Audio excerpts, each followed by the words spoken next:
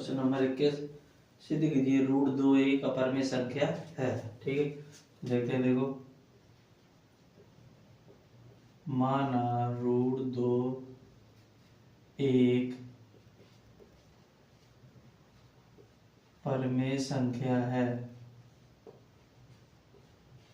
ठीक है, तो यहाँ क्या हो जाएगा, रूट 2 बराबर पी बटे क्यू। ठीक है, तो यहाँ से वैल्यू क्या आ जाएगी, एक हो जाएगा, कैंची उड़ा कर देंगे तो p बराबर क्या हो जाएगा, रूट 2 क्यू।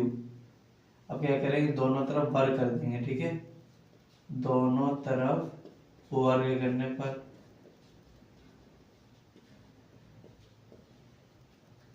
देखो क्या हो जाएगा, p का वर्ग हो जाएगा और यहाँ पे रूट हट जाएगा, तो क्या बचेगा, 2q का वर्ग। ठीक है, अब यहाँ से देखो, तो अगर जब हम q की वैल्यू निकालेंगे तो हमारे पास क्या आएगा, पी स्क्वायर बटे 2 और क्यू स्क्वायर। ठीक है, तो यहाँ से देखो इसका मतलब क्या हुआ कि जो p की वैल्यू होगी वो 2 से डिवाइड हो जाएगी, तो यहाँ हम लिखेंगे पी स्क्वायर 2 से विभाजित है। अब क्या रूट सॉरी वर्ग घटा देंगे तो p भी 2 से विभाजित होगा।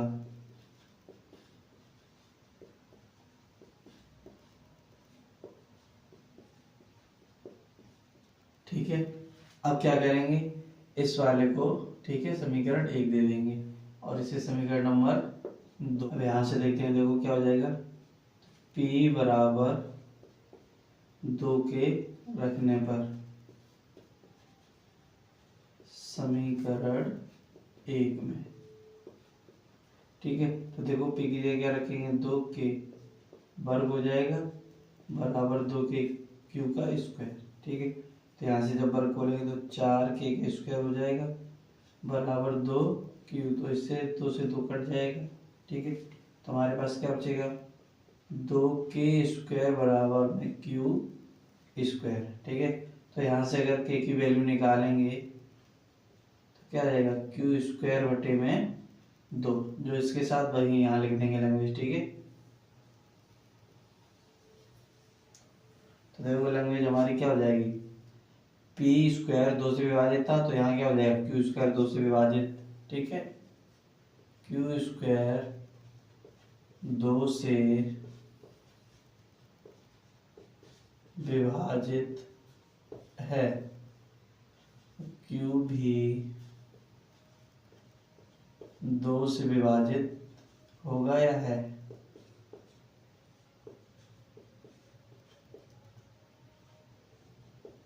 ओके, तो 2 कंडीशन आ गई, इसे समीकरण नंबर हम 3 दे देंगे। ठीक है, अब यहाँ करेंगे समीकरण 2 व 3 से ए है, 2 व 3 से रूट 2 एक परिमेय संख्या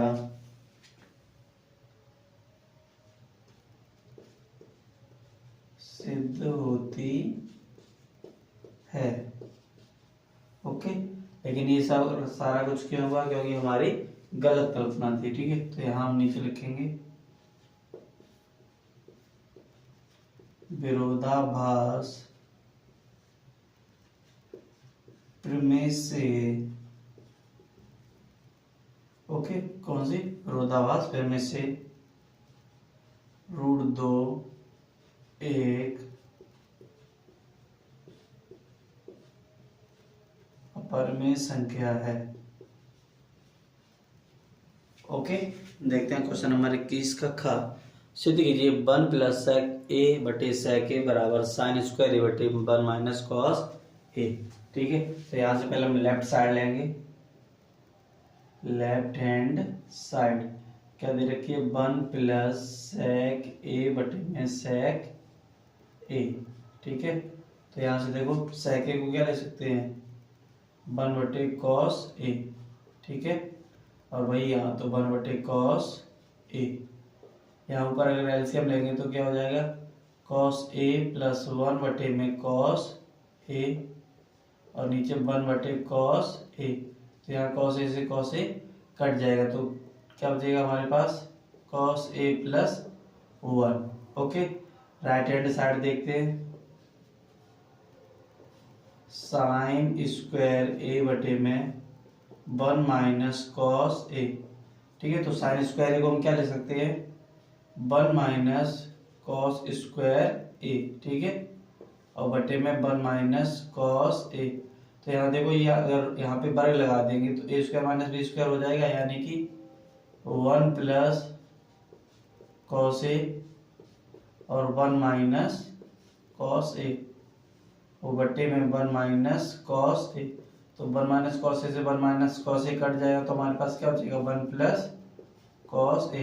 दोनों में देखो सेम आ गया, तो left hand side equal right hand side. Okay, देखते हैं क्वेश्चन नंबर 21 का ग। 21 सेंटीमीटर त्रिज्या वाले एक वृत्त की कोई जीवा केंद्र पर एक समकोण अंतरित करती है। ठीक है, तो पहले हम एक वृत्त बना लेंगे। ठीक है, तो ये वृत्त हो गया, ये केंद्र हो गया। ठीक है, 21 सेंटीमीटर त्रिज्या वाले, तो 21 सेंटीमीटर त्रिज्या। ओके, समकोण अंतरित कितने का है, समकोण अंतरित कर दिए कहाँ जीवा के केंद्र पर। तो ये देखो केंद्र हो गया, ये कितने का दे रखा है 90 का। ठीक है, संगत लघु वृत्तखंड का क्षेत्रफल हमें ज्ञात करना है, यानी कि ये वाला एरिया हमें ज्ञात करना है। ठीक है, ओ ए बी और पी, यानी कि ये वाला एरिया। ठीक है, तो देखते हैं फॉर्मूला क्या होता है। आर बराबर देखो कितना दे रखा है हमें 21 सेंटीमीटर। ठीक है, और थीटा बराबर कितना दे रखा है 90 डिग्री। अब हमें निकालना क्या है, लघु वृत्तखंड का क्षेत्रफल निकालना है। तो संगत लघु वृत्तखंड का क्षेत्रफल बराबर ओ ए पी बी का क्षेत्रफल, ओ ए पी बी का क्षेत्रफल माइनस त्रिभुज ओ ए ओ बी का क्षेत्रफल। ठीक है, तो यहां से देखते हैं, देखो ओ ए बी पी का क्षेत्रफल का फॉर्मूला क्या होता है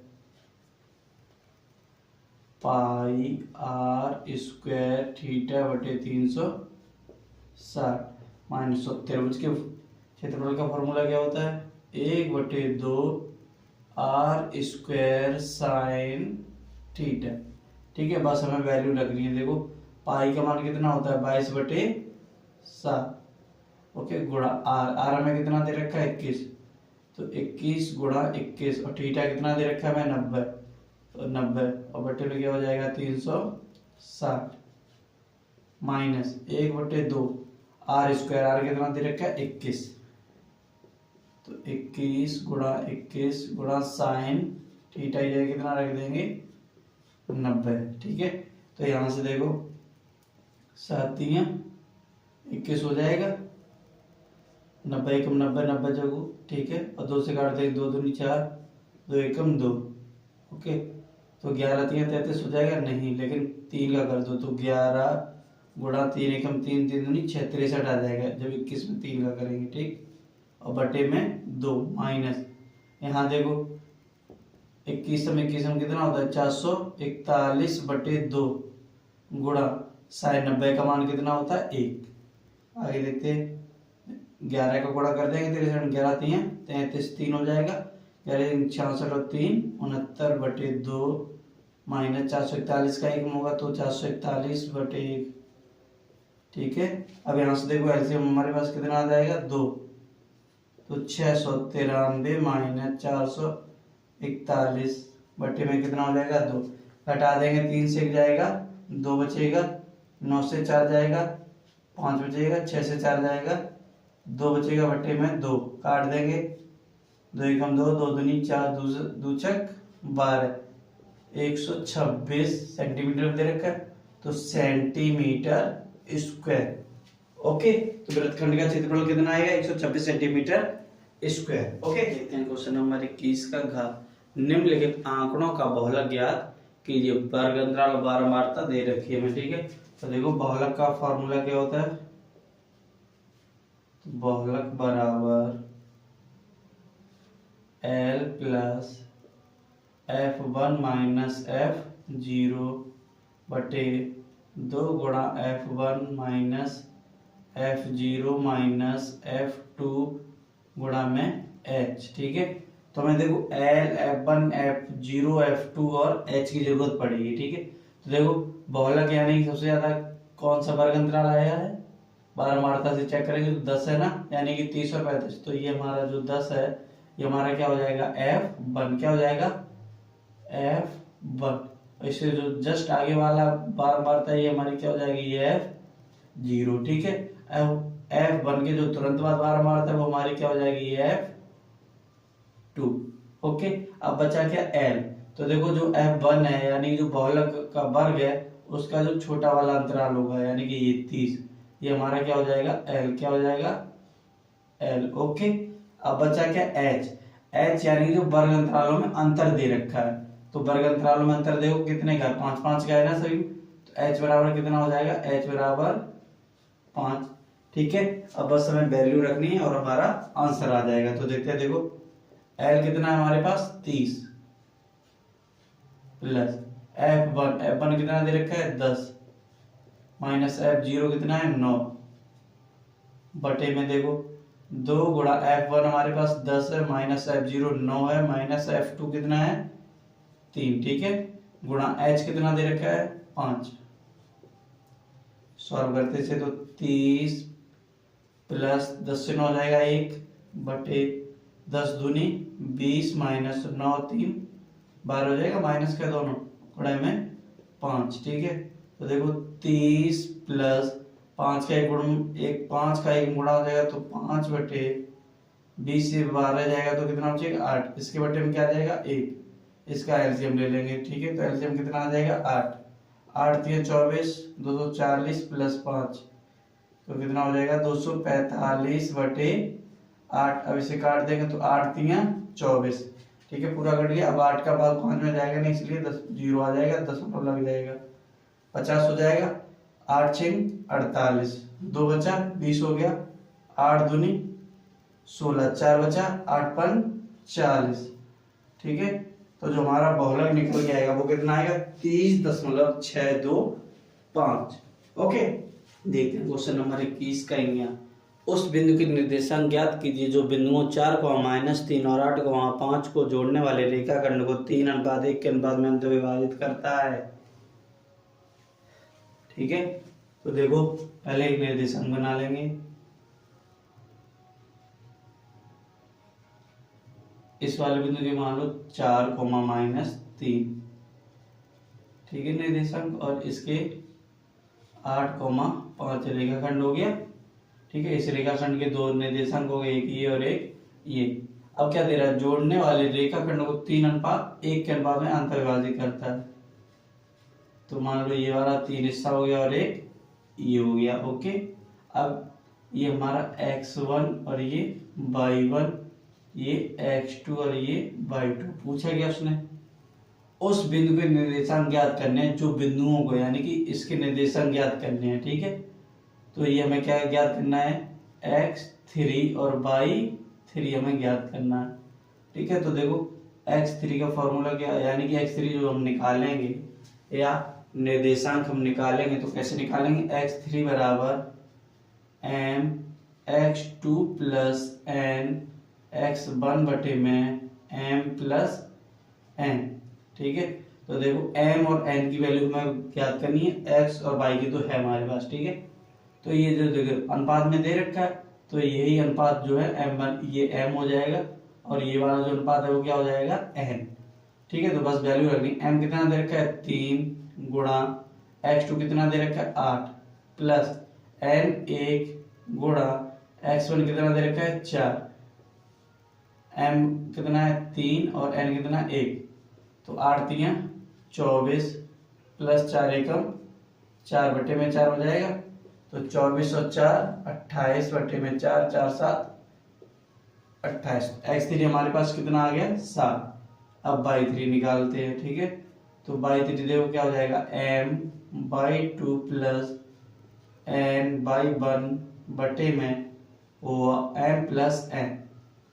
तो यहाँ से देखो m की वैल्यू कितनी दे रखी है 3 गुणा y2 कितना दे रखा है 5 प्लस n 1 दे रखा है और y1 देखो कितना दे रखा है माइनस का 3 m प्लस n यानी 3 प्लस 1 5 3 15 हो जाएगा। -3 एकम 3 क्योंकि ये प्लस का माइनस का तो प्लस और माइनस का गुणा हो माइनस आ जाएगा और 3 और 1 4। तो 15 से 3 जाएगा 12 बटे में 4 4 3 12। ठीक है, तो x3 और y3 का मान कितना आया 7 और 3। ठीक, तो निर्देशांक जो क्या हो जाएंगे x3 और y3 यानी कि निर्देशांक हो जाएंगे हमारे 7,3। ठीक है, तो यहाँ नीचे अगर लिखना चाहे तो लिख सकते हैं उस बिंदु के निर्देशांक, उस बिंदु के निर्देशांक 7,3 है। ओके, देखते हैं क्वेश्चन नंबर 21 का। चल y के भी मान ज्ञात कीजिए जिनके लिए बिंदुओं 5, -3 और 13, के बीच की दूरी 10 मात्रक है। ठीक है, तो बिंदु देखो कौन कौन से दे रखे हैं 5, -3 और 13, ठीक है, तो देखो दो बिंदुओं के बीच की दूरी का फॉर्मूला क्या होता है d बराबर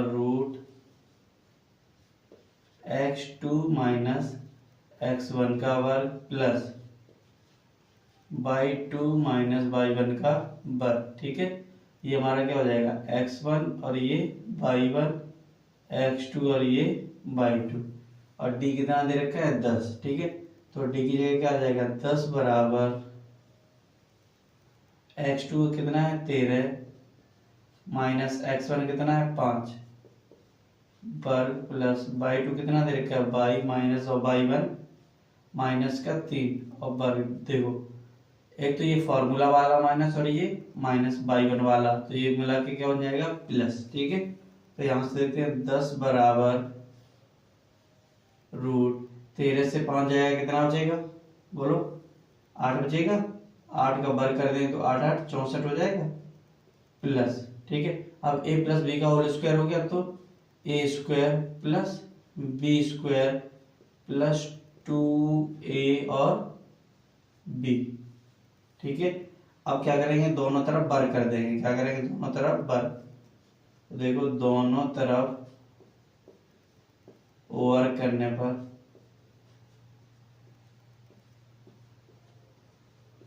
10 का वर्ग कितना हो जाएगा 100 हो जाएगा बराबर 64 प्लस y का वर्ग 3 का वर्ग खोलेंगे तो कितना हो जाएगा 9 प्लस इसका करेंगे 100 तो 6y। ओके, तो यहाँ से देखो 100 प्लस का 64 इधर आएगा माइनस का, ऐसे प्लस का 9 इधर आएगा तो माइनस का 9 बराबर y स्क्वायर प्लस का 6y। ठीक है, तो यहाँ से देखो 64 में अगर 9 जोड़ेंगे तो कितना हो जाएगा 73 हो जाएगा और 73 से अगर 100 को घटाएंगे यानी कि 100 से अगर 73 को घटाएंगे तो कितना हो जाएगा 37। तो 37 बराबर क्या आ गया y स्क्वायर प्लस का 6y। तो देखो समीकरण हमारा क्या बन जाएगा y square plus 6y minus का 37 बराबर 0। ठीक है, अब आगे देखते हैं। तो देखो यहाँ से अगर गुणनखंड करेंगे तो हमारे पास क्या आएंगे 9 और 3, 9 और कितना आएगा सॉरी यहाँ 27 बचेगा। ओके, कितना बचेगा 27। तो यहाँ से देखो अगर इसका गुणनखंड करेंगे तो कितना आ जाएंगे 9 और 3। तो देखो y square plus 9 minus 3y minus का 27 बराबर 0। तो देखो 9 से 3 घटाएंगे 6 मिल जाएगा और 9 का अगर 3 गुणा करेंगे तो कितना मिल जाएगा 27। तो यहाँ देखते हैं y square plus 9y minus 3y minus 27 बराबर 0। तो इन दोनों से y कॉमन ले लेंगे तो देखो बाई प्लस 9 हो जाएगा। इन दोनों से माइनस का 3 कॉमन ले लेंगे तो बाई प्लस 9 बराबर 0। तो एक ब्रैकेट में हो जाएगा हमारा बाई प्लस 9 और दूसरे ब्रैकेट में हो जाएगा बाई माइनस 3 बराबर 0। तो यहाँ से बाई की वैल्यू निकालो तो बाई प्लस 9 बराबर 0, बाई बराबर माइनस 9 और यहाँ से बाई माइनस 3 बराबर 0 और बाई बराबर कितना आ जाएगा 3। तो ये हमारे दो मान आ गए। लेकिन पूछा बाई के वे मान ज्ञात करने हैं तो दोनों बताने हैं, तो इसलिए बाई बराबर क्या हो जाएगा -9 और 3।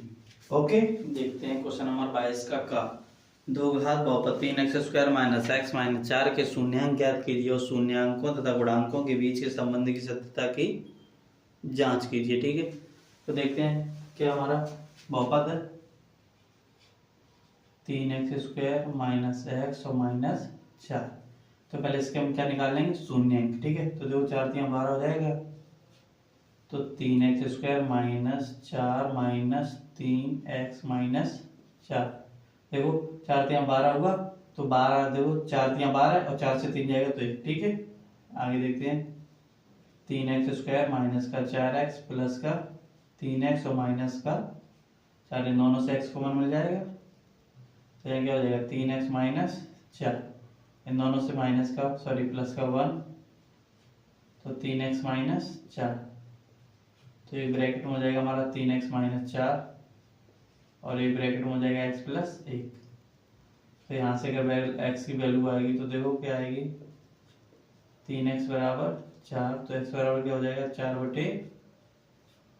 ठीक है, यहाँ से x प्लस 1 बराबर 0 तो x बराबर -1। ठीक है, तो ये हमारी किसकी वैल्यू हो जाएगी अल्फा की, किसकी हो जाएगी अल्फा की, और ये जो हमारी वैल्यू है ये किसकी हो जाएगी बीटा की। ठीक है, अब हमें जांच करनी है, क्या करनी है जांच। ठीक, तो देखते हैं हमारा दो बहुपद क्या है 3x² माइनस x माइनस 4। तो यहाँ से हम a b और c की वैल्यू निकालेंगे। ठीक है, a बराबर कितना हो जाएगा 3, b बराबर -1, c बराबर -4। ठीक है, तो अब जांच करते हैं। देखो अल्फा प्लस बीटा बराबर क्या होता है -b/a। ठीक है, तो अल्फा हमारे पास देखो कितना दे रखा है 4/3 प्लस बीटा देखो कितना है -1 बराबर -b। तो देखो -b का वैल्यू क्या है माइनस का 1 बट a कितना है 3। ठीक है, आगे देखते हैं। अब देखो यहाँ से क्या हो जाएगा 4/3 माइनस 1/1 हो जाएगा बराबर, इसका ब्रैकेट खोलेंगे तो माइनस माइनस प्लस हो जाएगा तो प्लस का 1/3। ठीक, इधर अगर एलसीएम लेंगे तो 3 हो जाएगा तो क्या हो जाएगा 4 माइनस 3 बराबर 1/3। तो यहाँ से आ जाएगा 1/3 बराबर 1/3। ठीक है, एक कंडीशन हो गई। दूसरी देखते हैं अल्फा इंटू बीटा क्या होता है c/a। ठीक, तो अल्फा की मान देखो कितना 4/3 गुणा बीटा का मान कितना है -1 बराबर c का मान देखो कितना -4 बटे में a का मान कितना है 3। इसका गुणा करने कितना आ जाएगा -4/3 बराबर -4/3। ठीक है, तो ये हमारे शून्यांक भी निकल आए और शून्यांक तथा गुणांकों के बीच की संबंध की सत्यता की जांच भी हुई। ओके, देखते हैं क्वेश्चन नंबर 22 का ख निम्नलिखित रैखिक समीकरणों को हल कीजिए। ठीक है, तो समीकरण क्या है 0.2x प्लस 0.3y बराबर 1.3 और 0.4x माइनस 0.5y बराबर -0.7। ठीक है, तो पहला वाला हम समीकरण देखते हैं क्या है 0.2x प्लस 0.3y बराबर 1.3। ठीक है, तो इसको देखो क्या लिख सकते हैं, अगर पॉइंट काटते तो नीचे 10 आ जाएगा, पॉइंट काटेंगे तो नीचे 10 और पॉइंट काटेंगे नीचे 10। ठीक है, तो इसमें से 10 10 10 तीनों आपस में कैंसिल हो जाएंगे तो यहाँ से क्या बचेगा 2x प्लस 3y बराबर 13। इसे समीकरण नंबर 1 दे देंगे। ठीक है, दूसरा लिख देंगे 0.4x 0.5 बाई बराबर माइनस का 0.7। ठीक है, सेम प्रोसेस से ये कट जाएंगे पॉइंट। ठीक है, तो यहाँ पे क्या बचेगा 4x माइनस 5y बराबर माइनस का 7। ये समीकरण नंबर हमारा 2 हो जाएगा। ठीक है, अब देखते हैं समीकरण। अब देखो इन दोनों में किसी एक को हम काट देंगे, या तो x को या फिर y को, तो उसी का गुणा करते हैं। ठीक, समीकरण 1 में किसने का गुणा करेंगे 2 का। ठीक है, तो समीकरण फर्स्ट इंटू 2 हो गया, और फर्स्ट माइनस समीकरण सेकंड, यानी 1 से 2 को घटा भी देंगे, दोनों काम साथ में ही करेंगे। तो एक 2 का गुणा देखो कह रहे हैं, तो 2 दूनी 4x हो जाएगा, प्लस 2 दिया 6y बराबर 13 दूनी 26। ठीक है, और दूसरा वाला सेम रहेगा, तो 4x माइनस 5y बराबर में माइनस 7। अब जब घटाएंगे तो चिन्ह बदल जाएगा, ये माइनस का हो जाएगा, ये प्लस का हो जाएगा, और ये भी प्लस का। तो 4x से 4x कैंसिल, 6 और 5 11y बराबर, अब देखो 27 में सॉरी 26 में अगर 7 जोड़ देंगे तो कितना हो जाएगा 33। तो काट देंगे 11 एकम 11, 11 दिए 33। तो y का मान हमारा कितना आ गया, y बराबर 3। ठीक है, किसका और हमें मान निकालना है x का, तो y का मान किसमें रख देंगे समीकरण 1 में। ओके, देखते हैं y का मान समीकरण 1 में रखने पर। ठीक है, तो देखो समीकरण 1 हमारा क्या है, 2x प्लस 3y बराबर 13। तो 2x प्लस 3 गुणा y का मान कितना निकलेगा 3 बराबर 13। 2x बराबर 13, इन दोनों गुणा करेंगे तो 3 3 9, 75 कर देंगे तो माइनस के 9 हो जाएंगे। तो यहाँ से आएगा 2x बराबर 13 से 9 घटाएंगे 4 बचेगा, तो 2 एकम 2, 2 दूनी 4, x बराबर कितना आ गया 2। ठीक है, x की वैल्यू 2 आ गई और y की 3। ओके, देखते हैं क्वेश्चन नंबर 22 का ग। सिद्ध कीजिए कि बहा बिंदु से वृत्त पर खींची गई स्पर्श रेखाओं की लंबाइयां बराबर होती हैं। ठीक है, तो पहले एक वृत्त बना लेंगे। ओके, तो इसके 2 स्पर्श रेखाएं खींच देंगे।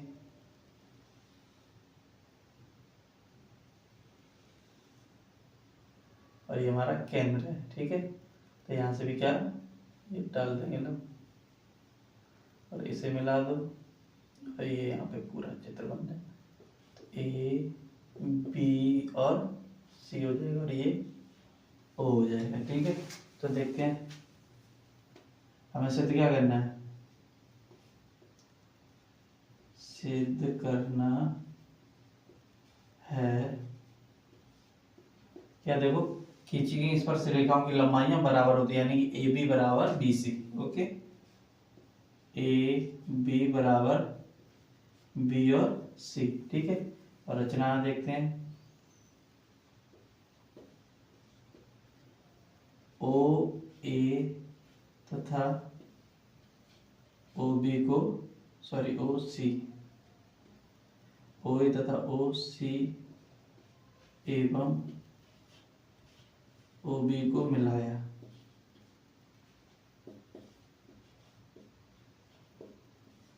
ठीक है, अब उपपत्ति देखते हैं।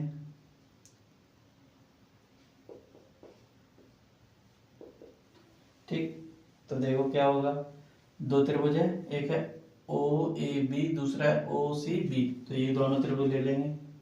तो त्रिभुज ए ओ बी तथा त्रिभुज बी ओ सी में। ठीक है, तो देखो ओ और बी दोनों में देखो कॉमन है, तो इसलिए क्या लिख देंगे ओ बी बराबर ओ बी उभयनिष्ठ।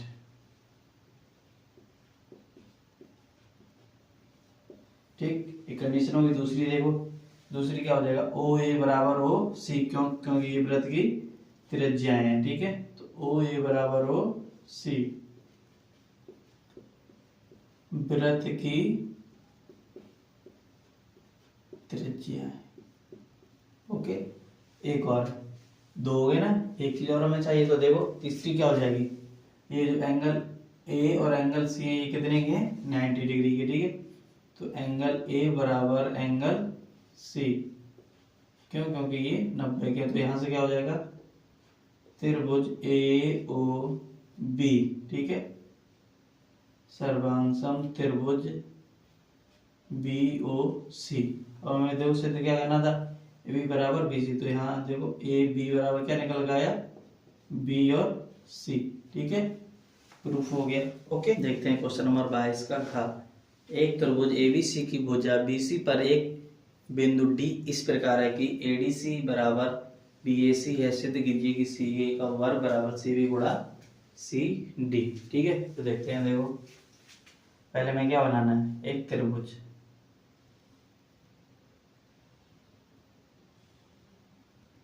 ए बी और सी। ठीक है, आगे देखो बीसी पर एक बिंदु डी, यानी बीसी पर एक बिंदु डी। ठीक है, यहाँ पे क्या हो जाएगा डी, और ये लंब पड़ जाएगा। इस प्रकार है कि एडीसी यानी एडीसी, ये वाला जो एंगल है वो बीएसी के, बीएसी यानी इस पूरे के बराबर है। ठीक है, तो हमें सिद्ध क्या करना है कि सी ए का वर्ग बराबर सी बी गुणा सी डी। ओके, तो देखते हैं, देखो दिया है कोण एडीसी बराबर कोण बीएसी,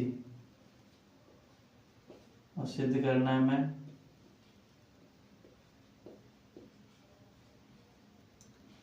सी ए का वर्ग बराबर सी बी गुणा सी डी।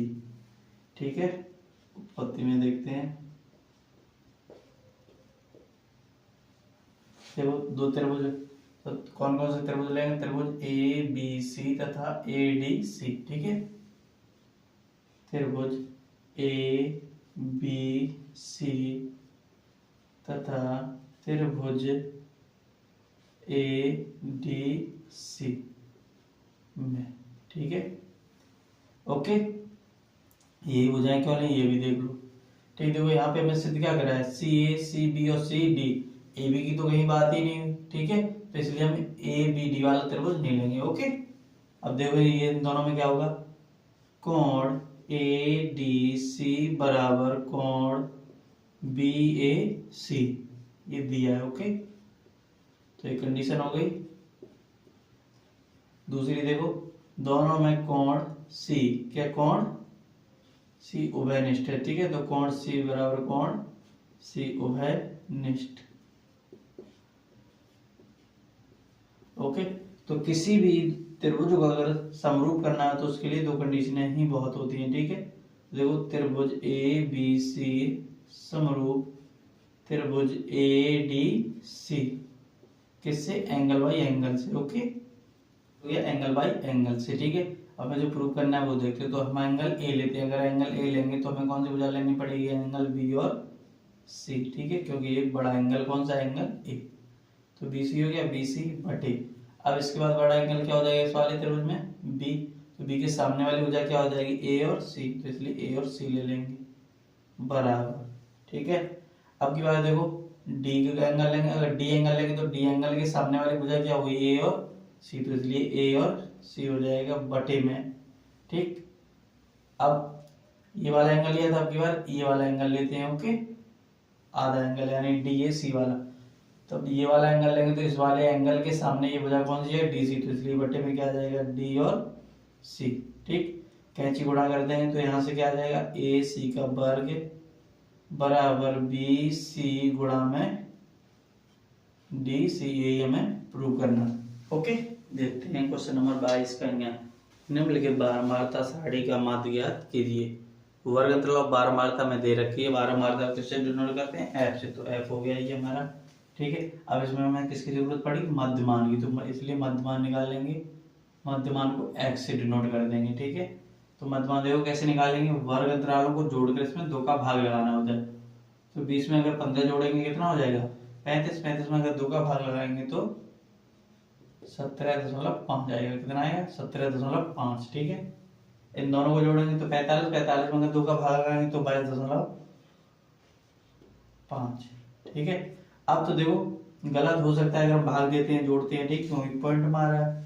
तो क्या करेंगे, वर्ग अंतराल में देखो अंतर कितने का दे रखा है, 5 5 का, इसलिए इसमें भी मध्यमान में 5 5 जोड़ते जाएंगे। ठीक, 22 में 5 जोड़ोगे तो 27.5, फिर 5 जोड़ेंगे तो 32.5, फिर 37.5, 42.5 और 47.5 हो जाएगा। ठीक है,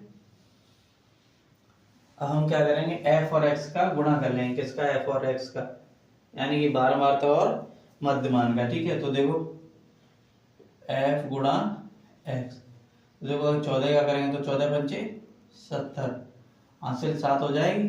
ठीक है, 4 7 98, 98 में अगर 7 जोड़ेंगे तो हमारा कितना हो जाएगा, 105, तो हासिल 10 हो गई। 14 1 14, 10 24। ठीक है, एक के बाद दशमलव लगा, इसलिए एक के बाद दशमलव लग जाएगा। ऐसे ये 56 का 22.5 में अगर करेंगे तो कितना आएगा हमारा, 1260। ठीक है, ऐसे जब 60 का 27.5 में करेंगे तो आएगा 1650। ओके, ऐसे जब 86 का 32.5 में करेंगे तो आएगा हमारा 2795। ओके, 37.5 में अगर 74 का किया जाएगा तो हमारा आएगा 2775। ओके, अब 62 का जब 42.5 में किया जाएगा तो कितना आएगा, 2635। ओके, और जब 48 का 47.5 में अगर गुणा करेंगे तो 2280। कितना आएगा, 2280। ओके, अभी क्या करेंगे, बारंबारता को और जो हमने इन दोनों का गुणा निकाला है इसको जोड़ देंगे। ओके, तो देखो सिग्मा एफ बराबर कितना हो जाएगा, इसे जोड़ो तो 6 4 10, 10 और 6 16, 16 और 4 20, 20 और 10 30 हो जाएगा, हासिल 3। ठीक है, 5 और 1 6, 6 और 6 12, 12 8 20, 20 और 7 27, 27 और 4 31 और 6 37 और 3 40। ठीक है, अब इसे जोड़ते हैं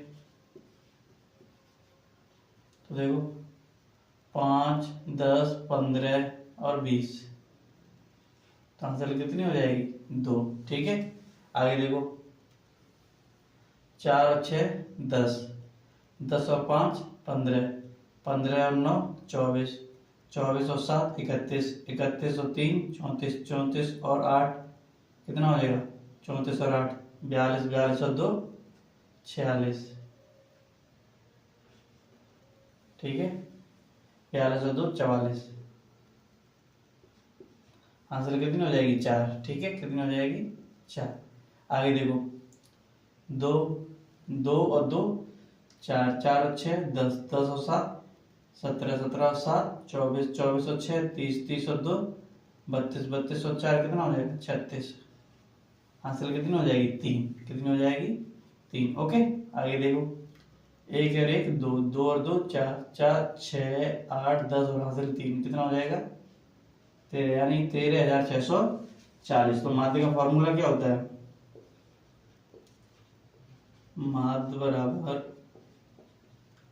सिग्मा एफ एक्स बटे में सिग्मा एफ। ठीक है, तो देखो 13,640 बटे में कितना हो जाएगा, 400। ठीक है, अब देखो 4 से कटेगा, कट जाएगा। ठीक है, तो देखो 4 3 12, एक बच्चा 16, 4 जगह 16, एक बच्चा 4 बच्चा तो 4 एकम 4 और 4 धाई 40। ठीक है, तो देखो क्या हो जाएगा, 10 का इसमें अगर भाग लगाएंगे तो कितना आएगा, 34.1। तो हमारा माध्य कितना आ जाएगा, 34.1। ओके, देखते हैं क्वेश्चन नंबर 22 का 4। एक पासे को एक बार फेंका जाता है, निम्नलिखित को प्राप्त करने की प्रक्रिया ज्ञात कीजिए। पहला क्या है, एक आभास संख्या और दूसरा 2 और 6 के बीच स्थित कोई संख्या। ठीक है, तो पहले देखो एक पासे को एक बार फेंका जाएगा। ठीक है, तो जब पहला वाला हल करेंगे, एक आभास संख्या, तो आभास संख्या कितनी हो सकती है, देखो कौन कौन सी होती है अभाज्य संख्या? 2, 3 और 5। ठीक है, ये अभाज्य संख्या हो गई हमारी। अब तो इसे कितनी बार फेंका जाएगा? सिर्फ एक बार, यानी कि अपॉन में कितना आएगा? 6 नंबर हो जाएंगे, क्योंकि 6 में से कोई भी आ सकता है। और उसके बाद अभाज्य संख्या कितनी है? 3, 1, 2 और 3, तो इसलिए क्या हो जाएगा? 3/6। तो काट देंगे, 3 एकम 3, 3 दूनी 6, तो आंसर हमारा क्या आ जाएगा? 1/2। ठीक है, और जब बी नंबर वाला सॉल्व करेंगे तो देखो 2 और 6 के बीच स्थित कोई संख्या, तो देखो 2 और 6 के बीच क्या हो जाएगा? 3, 4 और 5। ठीक है, पासा एक ही बार उछाला जाता है, तो यहाँ भी क्या आ जाएगा? बटे में 6। और ऊपर नंबर कितने हो गए? देखो 1, 2, 3, तो 3/6 काट दो, 3 एकम 3, 3 दूनी 6, तो आंसर कितना आ जाएगा? 1/2। तो दोनों के आंसर कितने आएंगे? 1/2 और 1/2। ओके।